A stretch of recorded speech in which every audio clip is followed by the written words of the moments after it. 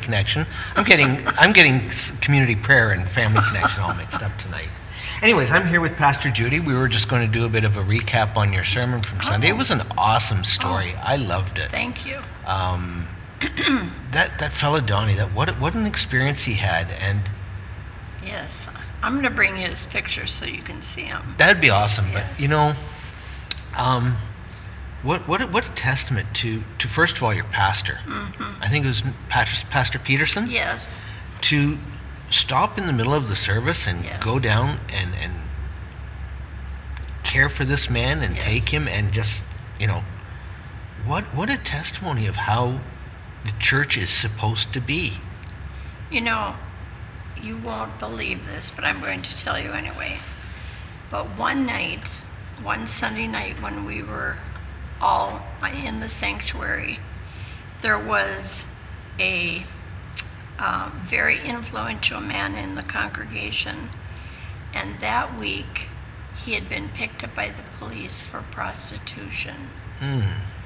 And you didn't have to write it on the wall to figure it out. His wife was there with him, and she was dying 1,000 deaths, and so was he, and you knew that he had talked to Reverend Peterson before the service. And so Reverend Peterson, in the middle of the service, in the middle of his preaching, he came down and put his arm around this guy. Now, Wow. he didn't condone anything that he did, but he let him know that he loved him Forgave him, and wanted to help him. showed him mercy. And to help his wife, it was such a difficult time. And I never forgot that, because I thought this influential gentleman was, what can I say? Influential. He was very influential, and he was the kind of person that everyone else would be intimidated of. And that night, he felt all those feelings, and he was so broken, so very broken. And, all of his kids waited to see what would happen. Yep. Is there room at the cross for me? Wow. Or, I don't know. So, yes, it's Sounds real. like it was quite a church. It So- was. But when you going back to Donnie's story, God must have been speaking to him that night. And like you said in the start of your message there, the whole book of Isaiah, it really is to at least three groups of people. Yes. And you've got the wicked, Yes. and then you've got the religious, Yes. and then you've got the people though that their hearts are ready. Yes, they're ready. And that's where Donnie fell in, isn't it? And it's just, it never ceases to amaze me when I hear stories. I mean, it would have been so easy for him to have been, caught up by one of the ushers before he got too Sure. far, and somebody taking him Yes. and leading him out the door and saying, Come back, come when back you feel when better. you feel better. And what would have happened at that point? Yes, But that's right.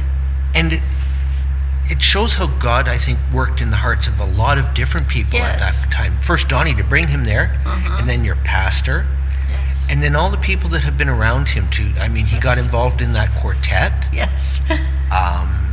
Yes, the quartet. Then he was on television for the television choir, which was, you had Yeah. to be pretty good to get on TV to sing every week for that. And he just looked like he'd been there forever. Yeah, it's like I said, it just amazes me. And he went on to do such amazing things. Amazing. And you said that radio station, he started a radio station Yes. in Alaska of all places. In Alaska. And which- it's still up and it's running still today. running, yes. Wow. What a- KJNP, King Jesus Never Fails. KJNF. Yes, that's what it is. Wow. Yes, he's passed away, and his whole family has passed away. But I'm telling you what, when they were here on this earth, they used their time well. Yeah. Yeah. And it, And I bet he never, ever, ever, when he was in the prisoner of war camp, never dreamed what was going to happen with his life. no. Just thinking that the kind of pain that he was under was that there was going to come a day when he couldn't take it anymore. And And there the Lord went and healed him, not only his physical body, but his mental body, because that takes a lot out of you being at a prisoner of war camp. So it was just a good lesson for the whole congregation, that God is working in ways you don't always suspect, Yeah, I think, sometimes I wonder, people hear these stories of people like Donnie. They hear, maybe stories like Billy Graham, how he started off, Yes. or Dwight Moody, who was a shoe salesman, Yes. and so on like that. And they tend to maybe look at the amazing things, the big things that they do, that these men have done. But God uses people, and everything that God does is important. So if he just uses somebody to maybe go up to a family one day and just bring them some groceries or something like that, that's just as important in the kingdom. I think so too. It really is. I mean, we can't look at people like Donnie or Moody or anybody else like that and go, I'm just not that important to God. You know what I always think of when I think of that? I think the difference between Donnie and most of the rest of the world is that Donnie just said yes. That's all he said. That's so yes. true. And when he said yes, he was a mess. Yep. And I'll tell you, when I would, and I'm glad you mentioned this, because you made a point of saying that's not what our church here is all about. That's right. We love people. That's right. And we're welcoming, and we're warm with anybody that comes in the door, and we sincerely want them here. But the scripture that came to me when you were giving your sermon on Sunday was from Hebrews 13, number 2. Do not neglect to show hospitality to strangers, for thereby some have entertained angels unawares. Yes, and that is the truth. It is. I mean, we never know Yep. who it is that is coming through our door, who it is that we're helping out. And if God places on your heart to do something, there's only one answer. Yes. Yes, and there's only one time, right now. Right now, that's right. It's just amazing. So, and I love some of the things that you said at the end about our church here. God has a plan here, and He is certainly. unfolding it. I think it's a valuable thing to do every once in a while, to stop and look where we are and where we were. And I'm thinking right now it's, we're coming towards the tail end of summer, and in a couple months we'll hit October, and it was just over a year ago that we had that weekend of waiting and worship. Yes. And then we've gone through COVID, a lockdown, and God has been so faithful. Yes, that's right, And He has. we have so many milestones that we have hit throughout that whole period. And God really is doing something here. I know a lot of churches that, and I guess it's fair to say, they just didn't fare the storm as well as we did. And I think it's a testament to our people that are here, Yes. our family. And the wonderful grace of God Yep. that helped us each and is going to continue to help us, because we still need help. We do. Each and every day. So is there anything else that you'd like to leave everybody with? Well, I in the sermon, I brought up the song that was called Oh, yeah. First Church of Mercy. Yep.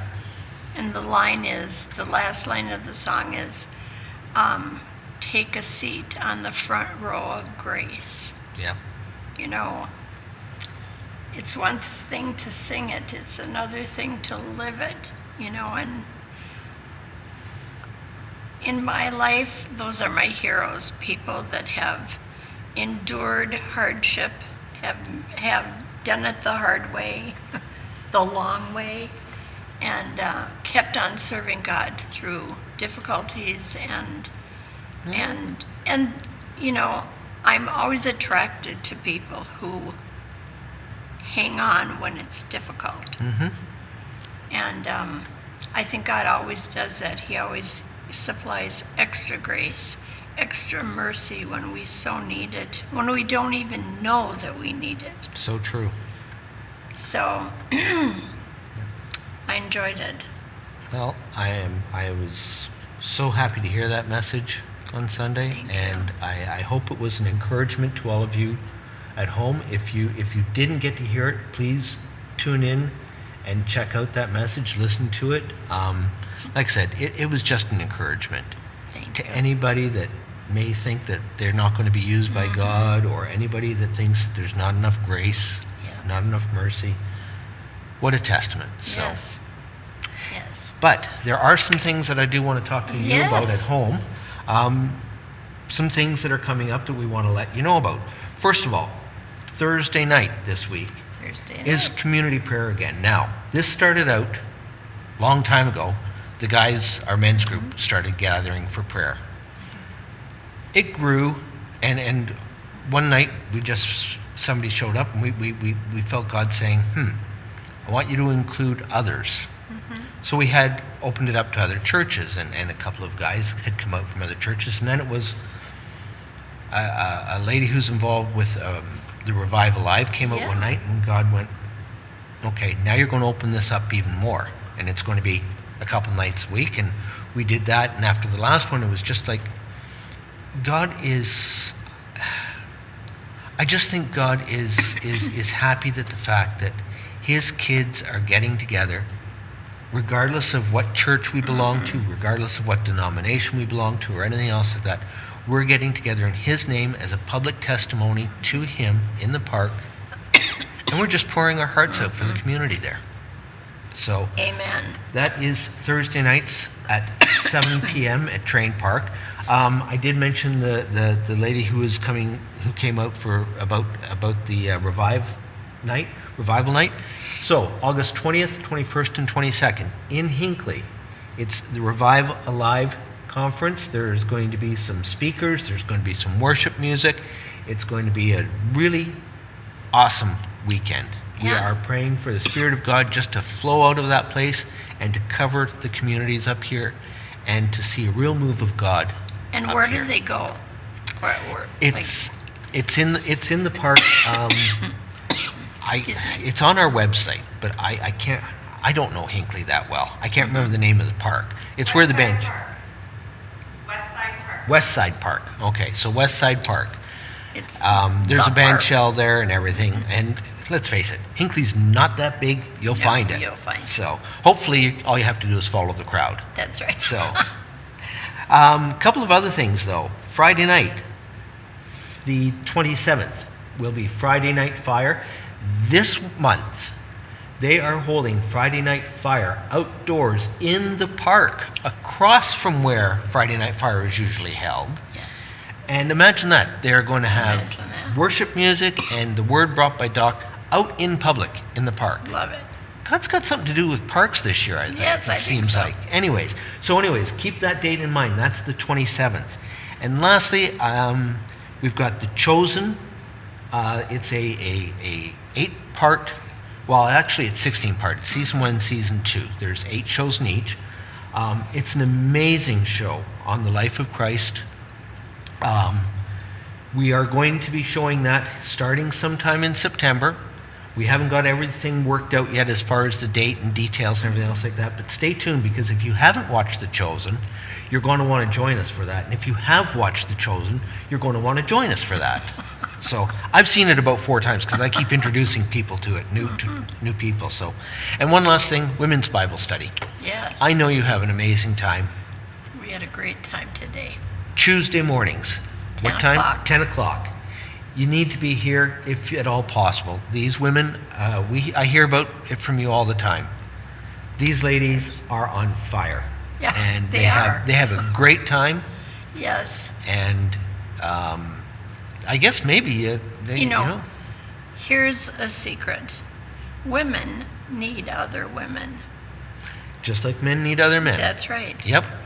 And so we do so love studying the Word together and having the response from different people, different backgrounds, different churches.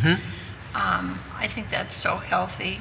It is. I mean, and they're just a wonderful group of women, and they pray for one another. Like, there are many prayer requests going up today. So I do just love it, and I just invite anyone. You don't have to be from our church, so. Alrighty, so thank you so much for joining us tonight. We hope to see you here Sunday, 10:30 in the morning in person. If you can't make it, please join us online. And as always, if you've got any questions about any of the messages or anything we talk about, if you need information or you need somebody to contact you or have a prayer request, please don't hesitate to get a hold of us one way or another at the office here. You can email us or you can call us at any time. Thanks very much. God bless and have a great week. We'll see you on Sunday. Lord bless you.